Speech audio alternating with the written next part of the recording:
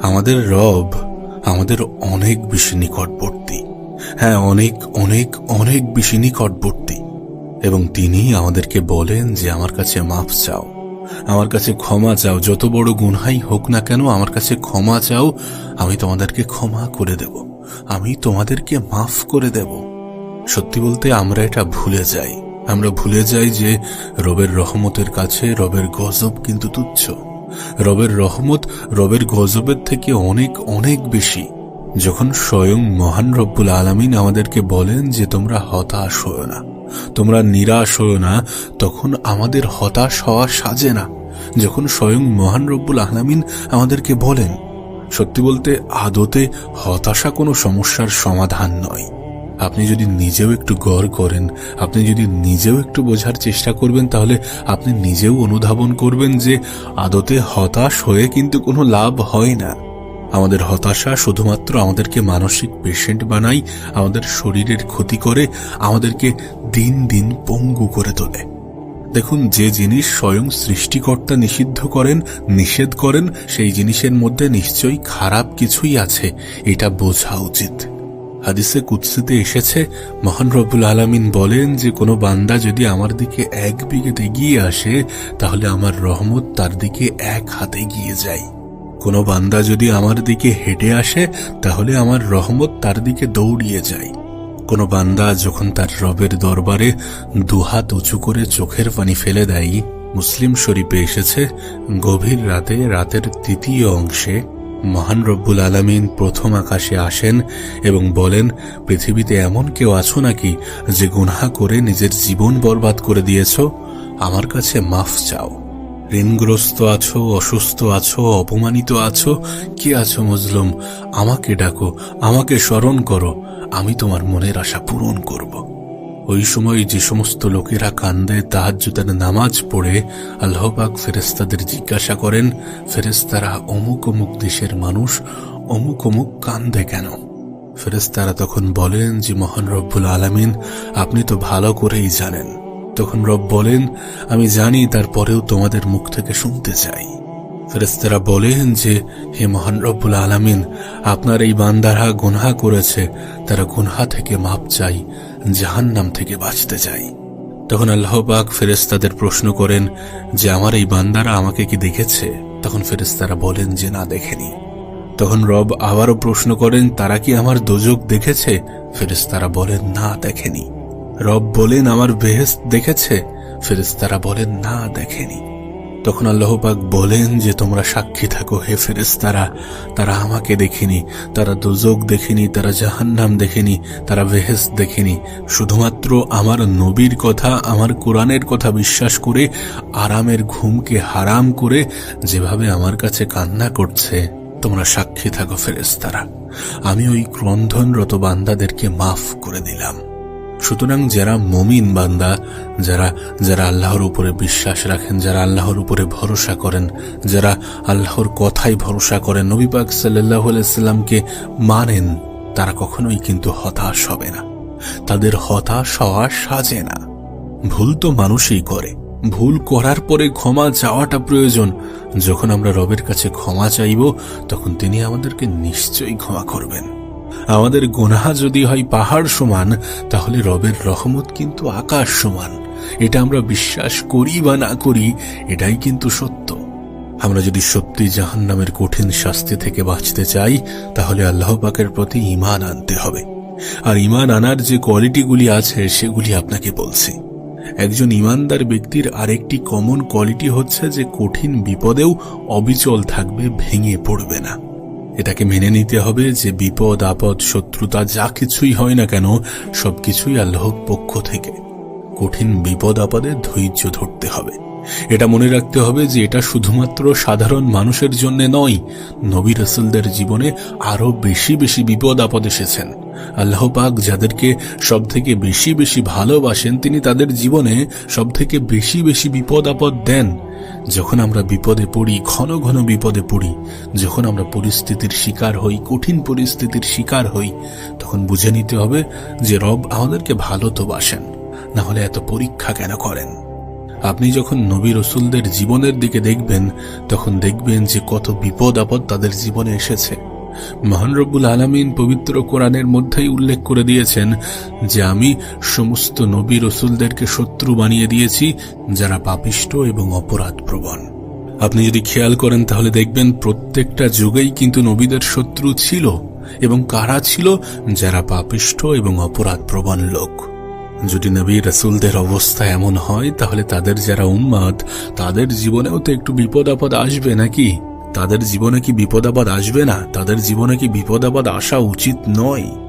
দুনিয়ার সকল পাপিষ্ঠ এবং অপরাধপ্রবণ মানুষই ইসলামের দুশমন, নবীদের দুশমন। এবং এটা প্রত্যেকটা যুগেই ছিল, প্রত্যেকটা যুগেই আছে। গতকালও ছিল, আজও আছে, আগামীতেও থাকবে। বরং দিনে দিনে এটা যেন একটা ভয়ঙ্কর আকার ধারণ করছে। আর এই সকল ব্যক্তিরা অত্যাচার করে কাদের উপরে? যারা দিন কায়েম করতে চায়, যারা আল্লাহর উপরে ভরসা করে আল্লাহর দিনকে প্রতিষ্ঠিত করতে চায়। আপনি দেখুন, যুগে যুগে নবীদের উপরে, সাহাবীদের উপরে যে অত্যাচার হয়েছে, সেই অত্যাচার কিন্তু এই কারণেই হয়েছে। আর এই কঠিন বিপদে অবিচল এবং ধৈর্যের দৃষ্টান্ত কিন্তু নবী রাসূলরা পেশ করেছেন। যদি পবিত্র কোরআনের দিকে তাকাই, তাহলে আমরা দেখতে পাবো যে ইব্রাহিম আলাইহিস সালামকে আগুনে নিক্ষেপ করা হয়েছে। আমি শুধুমাত্র আপনার সাথে গল্প করছি না, এটা কোরআনে উল্লেখিত। ইব্রাহিম আলাইহিস সালামকে আগুনে নিক্ষেপ করা হয়েছিল। আর ইব্রাহিম আলাইহিস সালামের অপরাধ কি? যে তিনি দাওয়াত দিয়েছেন। তিনি দাওয়াত দিয়েছেন যে লা ইলাহা ইল্লাল্লাহ। হযরত ইব্রাহিম আলাইহিস সালামের অপরাধ যে তিনি দ্বীনের দাওয়াত দিয়েছেন, এক আল্লাহর দাওয়াত দিয়েছেন, তিনি ঈমানের দাওয়াত দিয়েছেন। তার আর কোনো অপরাধ ছিল না। আর এটা নমরুদ সহ্য করতে পারল না। আচ্ছা, আপনার কি মনে হয় মহান রব্বুল আলামিন পবিত্র কোরআনের মধ্যে এই কথাগুলো কেন উল্লেখ করেছেন, কেন বলে গিয়েছেন বা কেন বলেছেন? যাতে বিপদ আপদ আসলে তানার বান্দারা ঘাবড়ে না যায়। হযরত ইব্রাহিম আলাইহিস সালামকে যখন আগুনে নিক্ষেপ করা হয়, তখন ফেরেশতারা বলেন যে ইব্রাহিম, তুমি আমার কাছে সাহায্য চাও, আমি ওই আগুন দিয়েই নমরুদের পুরো বংশ জ্বালিয়ে দেব। তখন হযরত ইব্রাহিম আলাইহিস সালাম বলেন যে আমি তোমার কাছে সাহায্য কেন চাই? আমি তো কোনো অন্ধ আল্লাহর ইবাদত করি না, যেই অন্ধ স্রষ্টা তার গোলামের দুঃখ দুর্দশা না দেখেন। আমি তোমার কাছে সাহায্য চাইব না। এটা বলার পরে হযরত ইব্রাহিম আলাইহিস সালাম পাশ করলেন। কঠিন বিপদে ঈমানের পরীক্ষায় পাশ। আর যখন ইব্রাহিম আলাইহিস সালাম ঈমানের পরীক্ষায় পাশ করলেন, তখন মহান রব্বুল আলামিন আগুনকে বললেন, হে আগুন, শান্ত হয়ে যা, আমার ইব্রাহিমের জন্য শান্তিদায়ক ঠান্ডা হয়ে যা। যখন মহান রব্বুল আলামিন এমনটা বলেন, তখন কি আগুনের ক্ষমতা আছে ইব্রাহিম আলাইহিস সালামকে পোড়ানোর? হযরত ইব্রাহিম আলাইহিস সালাম আগুনের মধ্যে আরামে বসে আছেন, আর নমরুদ দূর থেকে দেখছে যে ইব্রাহিম তো জ্বলছে না। তখন নমরুদ আগুনকে উদ্দেশ্য করে বলল, হে আগুন, তুমি কি তোমার জ্বালানোর ক্ষমতা হারিয়ে ফেলেছ? এরপর আগুন নমরুদকে বলে, নমরুদ, আমি সমস্ত পৃথিবী জ্বালানোর ক্ষমতা রাখি। যদি আমার জ্বালানোর উপরে কোনো সন্দেহ থেকে থাকে, তাহলে তুই একবার আয়। আমি তোকে সহ গোটা দুনিয়া জ্বালিয়ে দিতে পারি, কিন্তু ইব্রাহিমের একটা পশমও আমি জ্বালাতে পারি না। তার কারণ আমি হচ্ছি মাখলুক, আর আল্লাহ হচ্ছেন খালিক। আল্লাহ আমাকে বলেছেন না জ্বালাতে, তুমি 1000 বার বললেও আমি জ্বালাতে পারবো না। পবিত্র কোরআনের মধ্যে আল্লাহ পাক এগুলোকে ইনক্লুড করেছেন, তার কারণ মুমিনদের সাহস বাড়ানোর জন্য, মুমিনদের কনফিডেন্স ধরে রাখার জন্য, যে ভালো কাজ করলে, ঈমানের কাজ করলে অনেক বিপদ আপদ আসবে, সেই সময় ভেঙে পড়লে চলবে না। দিনের কাজ করতে গেলে বিপদ আসবে, ঈমানের দাবি হলে বিপদ আসবে। আর বিপদ আসলে যেন ঘাবড়ে যেও না, মুসিবত এবং চিন্তায় যেন পেরেশান হয়ো না। এই জন্যই আল্লামা ইকবাল বলেছিলেন, ইব্রাহিমের ঈমান যদি আজও কোথাও হয় বিদ্যমান, করতেও পারেন অগ্নিকুণ্ডে খুবসুরাত এক গুলিস্থান। মানে আজও যদি আগুনের ভিতরে কোনো নমরুদ কোনো ইব্রাহিমকে ফেলে দেয়, মহান রব্বুল আলামিন আজও আগুনকে ফুলের বাগান বানিয়ে দেবেন।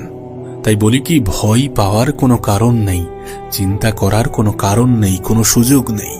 হযরত হুদ আলাইহিস সালামকে যখন সমাজের লোকেরা ঘিরে ফেলে দিল, সমাজ শক্তি, রাষ্ট্রশক্তি যখন তাকে ঘিরে ফেলল, ষড়যন্ত্রের পাহাড় তৈরি হলো যে তাকে মেরে ফেলা হবে, হযরত হুদ আলাইহিস সালাম কিন্তু দেশ থেকে পালিয়ে যাননি।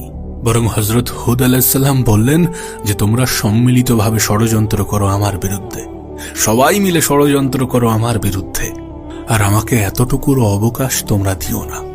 কিন্তু আমি ভরসা করেছি সেই রবের উপরে, যিনি আমারও রব, তোমাদেরও রব, যার হাতের ভিতরেই সমস্ত পৃথিবীর জানগুলি আটকে আছে। ষড়যন্ত্র যতদূর আছে করতে থাকো, আমি কোনো ষড়যন্ত্রের পরোয়া করি না। এটাই হলো মুমিনের কোয়ালিটি। শুধুমাত্র ঈমান যে লা ইলাহা ইল্লাল্লাহু মুহাম্মাদুর রাসূলুল্লাহ বলে দিলাম আর হয়ে গেল, না, এমনটা নয়।